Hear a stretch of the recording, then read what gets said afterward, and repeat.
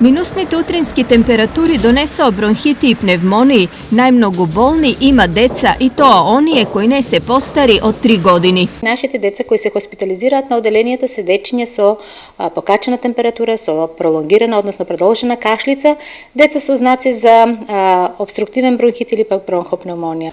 Некои пациенти на детското оделение како резултат на компликации на вирусни инфекции се по неколку пати. Ќе дојдеме, еднаш се разболе, сега втор пат ово се разболе. Освен на детско, се повеќе пациенти има и пред ординациите за возрастни. Појавајќи од настинки, главоболки, покачени температури, малаксаност, што придонесува луѓето да се јават на докторите да поберат лекарски совет. Не сите лекувањето го поминуваат со лесно и амбулантски. На детското оделение с големен број на пациенти има и на интерно. Најчестите диагнози се бронхит и бронхопнеумонии.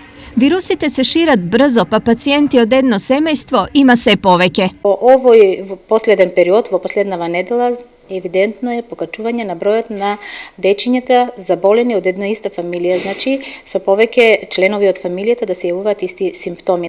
Дали ова значи дека веќе може да се зборува и за појава на грип? За грип за сезоната 2014-2015 година се уште немаме пријавено ни еден заболен. Опасноста вирози и грип доправа предстојат, затоа време за внимателност е сега.